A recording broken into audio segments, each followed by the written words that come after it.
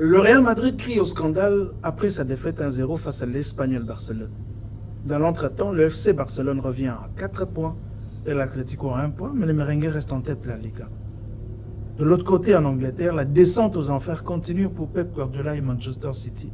C'est une nouvelle manita face à Arsenal. En France, Luis Enrique a-t-il trouvé la formule pour faire du Paris Saint-Germain un grand d'Europe? En tout cas, face à Brest, ils n'ont pas hésité. 5 buts à 2 avec un triplé d'Ousmane Dembélé. C'est le débrief de la semaine. Madame, monsieur, bienvenue dans Prisme.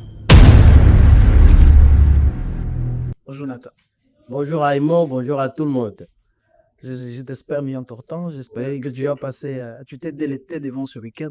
Dieu nous fait grâce et nous allons bien. Aussi, le week-end sportif a tenu ses promesses. Le Real crie au scandale. Vous comprenez ce scandale ou vous trouvez plutôt que bon, c'est une défaite assez méritée? Dire que c'est un scandale, bon, ça va, c'est un peu relatif. C'est un peu relatif parce que cette relativité se base plus sur les buteurs contre le Real, donc celui qui commet la faute sur Mbappé. Donc, on aurait voulu voir Romero écopé d'un carton rouge, mais bon, oui, c'est le même Ronaldo qui va banquer le but à la presque 85e minute. Donc, bon. Voilà, déjà, on peut dire scandale, mais pas forcément parce que le match était... D'abord, disons-le, est-ce que si le but marqué par Vinicius, parce que l'Espagnol a joué à la défensive durant tout le match, si le but marqué par Vinicius, qui est à peu près valable parce que l'arbitre devait faire le choix, soit il n'accorde pas le but, mais il accorde le penalty, soit il accorde le but. En tout cas, il devait faire un choix parmi les deux. Lui, il a choisi les deux, il a annulé le but. Alors, l'arbitre n'a pas vu le penalty. Il voit d'ailleurs la faute de Mbappé sur les défenseurs. Comment on peut voir la faute de Mbappé sans voir la faute du défenseur sur Mbappé? Bon, mais si c'est c'est la réaction de Mbappé.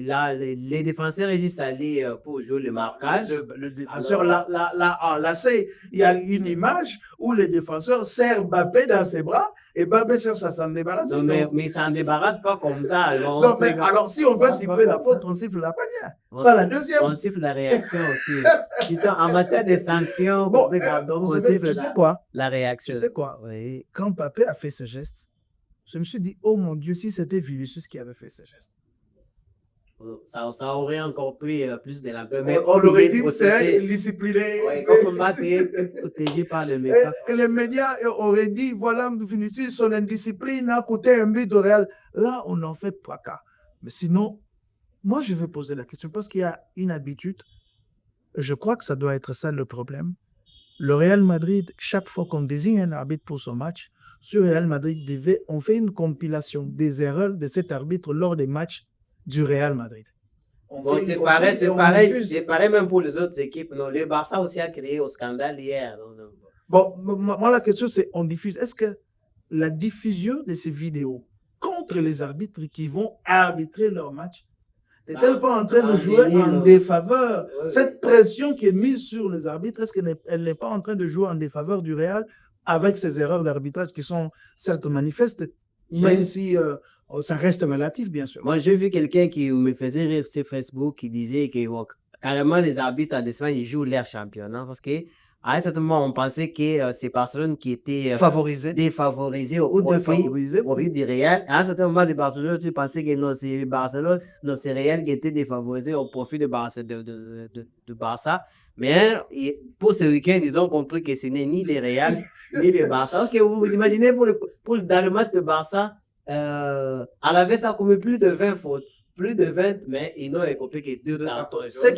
Alors que le Barça a commis moins de 8 fautes, mais il a eu 5 cartons jaunes. Donc, ce qui n'est pas logique. Non, mais quand je regarde à peu près, j'ai regardé l'analyse d'Adil Rami qui disait que quand on laisse la petite équipe faire n'importe quoi, elle continue dans ses ailes et les fautes deviennent de plus en plus dangereuses. On dirait que les arbitres ont peur de donner des cartons aux équipes adverses, des grandes équipes, de peur de se faire dire, voilà, ils ont favorisé la grande équipe. Non, mais par contre, il faut les faire sciemment pour protéger les grands joueurs. Maintenant, Mbappé aurait dû aller à la retraite. Oui.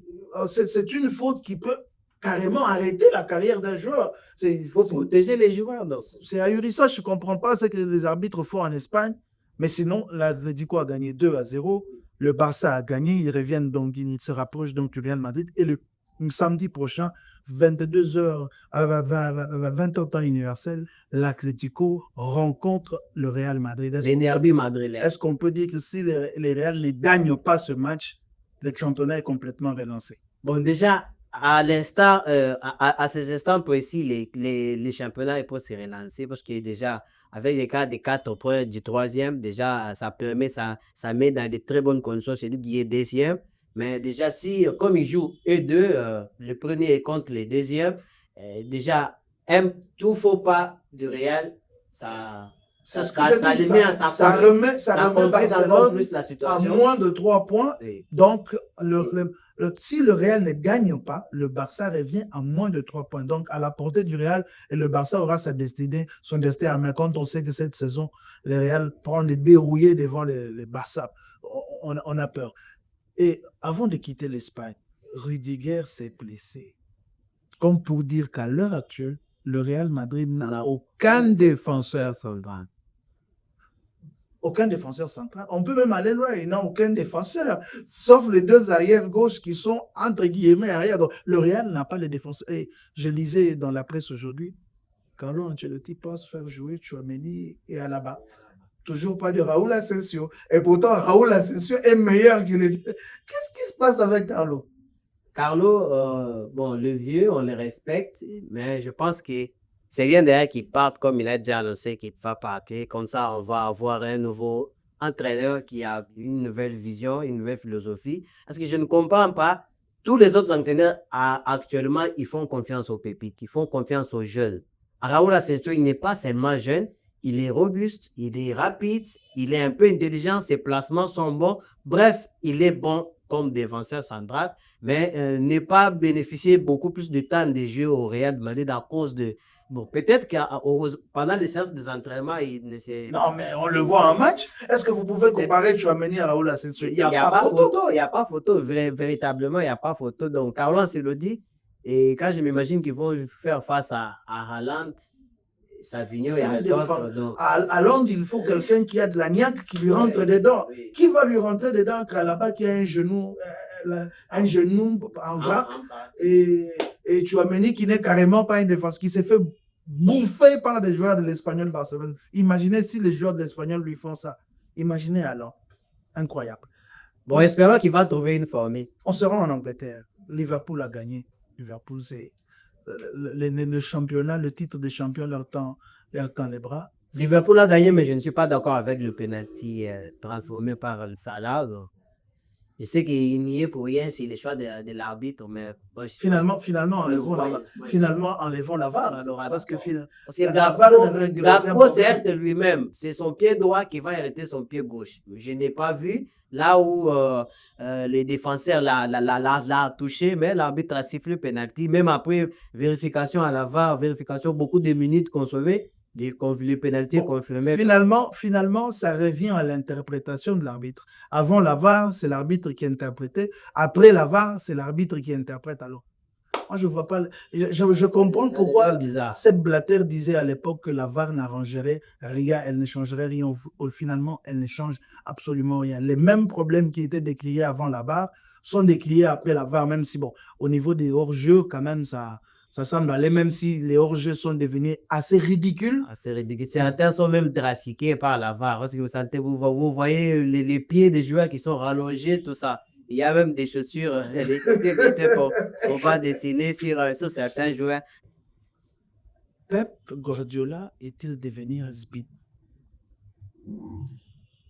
Comment est-ce que Manchester City peut perdre autant et aussi mal? 5-1 face à Arsenal. On parlait des pépites au Real qui n'ont jamais leur place. Par contre, à Arsenal, on leur a confiance. Il y a Rico Lewis, il y a Ononeri qui ont marqué hier. Est-ce qu'on peut dire que Pep Guardiola est vraiment à bout, il n'y a plus rien à espérer du côté de Manchester City, en tout cas pour cette saison? C'est parti pour lui, c'est parti en avril, donc je peux le confirmer et même les petits crédits que je lui donnais en Ligue des Champions, je pense qu'il n'en aura pas. Parce qu'à le voir, et puis surtout qu'il n'a pas compris qu'il fallait trouver une solution assez urgente dans la défense, c'est compliqué. Si vous regardez, ils ont encaissé environ 8 buts dans les 3 ou 4 derniers matchs avec des erreurs défensives presque identiques. Non, mais le premier but d'Arsenal, c'est une insulte au football. Donc, vraiment. Et il aurait pu y avoir un deuxième la même erreur. Oui, il a tiré à côté. Donc, ce sont les erreurs défensives qui font coûter les... Bon, ces erreurs viennent d'où? Parce que ce sont les mêmes défenseurs, John Stones, Josko Vardiol, Akanji, c'est les mêmes défenseurs. Il n'y a que Mateus Nunes qui est un peu utilisé contre nature. Le premier but arrive par mauvaise... c'est Akanji qui contrôle mal, qui veut renvoyer. Puis, mais quand Rodri est là, il essaie de désengorger la pression. Non, on va pas dire que c'est seulement l'absence de Rodri qui peut détraquer autant les défenseurs disponibles ne savent plus rien faire. Donc, il aurait fallu trouver des remplaçants, des renforts pendant cette trêve, mais malheureusement, finalement, est-ce qu'on n'en revient pas à ce que l'on avait dit à l'époque où Guardiola n'arrivait pas à gagner la Ligue des Champions avec un autre club que le Barça? On disait que c'était les joueurs qui le faisaient et non lui qui était un grand coach. Est-ce qu'on n'en arrive pas à cette réalité-là? Non, mais il n'a pas arrêté l'hémorragie. Il n'a pas arrêté l'hémorragie, ce qui veut dire qu'il n'a pas de solution. Ce sont les joueurs qui font le match. Parce qu'hier, un entraîneur comme Guardiola, il aurait dû arrêter l'hémorragie en première mi-temps, peut-être. Non, mais il y a eu un but partout. À la 55e, il y avait encore un but partout. Donc, peut-être qu'il s'est dit que les choses allaient bien évoluer. Non, les buts ne sont pas venus non plus. Il n'y a pas eu beaucoup de buts d'Arsenal dans la première partie. C'est parce que Arsenal a un problème de buteurs. Oui, il y a eu beaucoup. Ils ont beaucoup. Arsenal a un problème de buteurs. Parce que s'ils ont un tueur comme Haaland, demain, donc hier, je crois, City parlait même 10 en première mi-temps. Donc, il y avait beaucoup d'occasions de but. Impressionnant. On ne comprend absolument rien avec ce qui se passe à Manchester City. Le recrutement, le mercato s'arrête aujourd'hui. Il n'y a toujours pas de défenseurs à l'horizon. Il n'y a toujours pas de milieu de terrain à l'horizon. On se demande bien, et c'est que Pep Guardiola est le dirigeant de Manchester City. Mon coup de cœur en Angleterre hier, pour ce week-end, c'était Chris Wood qui a fait un récital face à Brighton lors de la large victoire de Nottingham Forest contre Brighton, 7-0. Donc, il a même signé Nottingham fait vraiment une saison très, très, très sérieuse. J'ai peur pour eux qu'ils fassent comme Leicester, même s'ils ne vont pas gagner le championnat, bien sûr. Mais Leicester, après sa victoire en 2016, on sait tous que l'équipe a commencé à dégringoler. Aujourd'hui, ils ne se retrouvent même pas. Mais pour l'instant, ils font quand même un très beau football. Non, Nuno Espirito Santo fait un travail de très grand. C'est un entraîneur très sous-coté. On le considère pas trop, mais il nous montre à suffisance que c'est un entraîneur de très grande qualité. Allons en France pour terminer. Paris gagne 5-2 face à Brest. Il faut dire que Paris écrase tout sur son passage depuis un certain temps, avec le remplacement de Dembélé, attaquant de pointe, qui commence à marquer but sur but, alors qu'on le connaît comme quelqu'un qui rate tout le temps. Qui rate tout le temps. Est-ce qu'on peut dire que Luis Enrique a enfin trouvé la solution pour faire de Paris un grand Europe? Donc, il avait déjà cette solution, mais seulement c'est le but qui n'arrivait pas. Parce que je me rappelle qu'il y a des matchs dans lesquels ils ont la possession. Comme contre l'Atlético, par exemple. Oui, comme contre Lens, ils ont 80% de possession contre 20 mains et ils sont battus bien, font match nul. Ouais, déjà, Barcola fait beaucoup de mouvements, des beaux gestes qui libèrent suffisamment de l'espace pour Dembélé, qui a même réussi. Qui a réussi deux triplés d'affilée, un contre Stuttgart dans la Ligue des Champions et un autre contre Brest le samedi. Donc, je pense que c'est la solution qui manquait à Enrique, oui, pour faire gagner Paris, parce que le football déjà y était.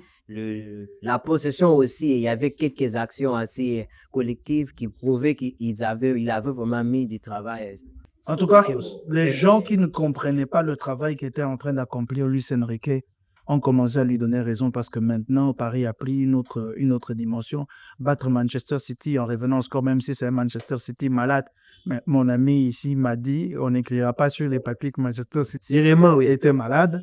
Puis battre Stuttgart et puis revenir enfin battre Brest C'est une équipe européenne quand même. Me battre 5 buts à 2, il faut dire que l'équipe de Paris carbure à plein régime. Nous espérons qu'ils iront loin en Ligue des Champions, même si on sait déjà que ça va pas être Ça va être facile, parce compliqué. que même s'ils éliminent Brest, il y a Liverpool ou Barcelone en face. Je crois que ça va être pénible, mais même Liverpool et Barcelone aussi ne sont pas tranquilles à l'idée de savoir que le prochain adversaire sera probablement Le Paris PSG est en train de venir. Saint-Germain. Voilà, merci à vous de nous avoir suivis. Nous en avons terminé pour aujourd'hui, pour ce débrief de la semaine du week-end aujourd'hui. Nous vous remercions de nous faire confiance. Continuez à vous abonner. Abonnez-vous aussi à notre chaîne YouTube. Merci de nous avoir suivis et au revoir.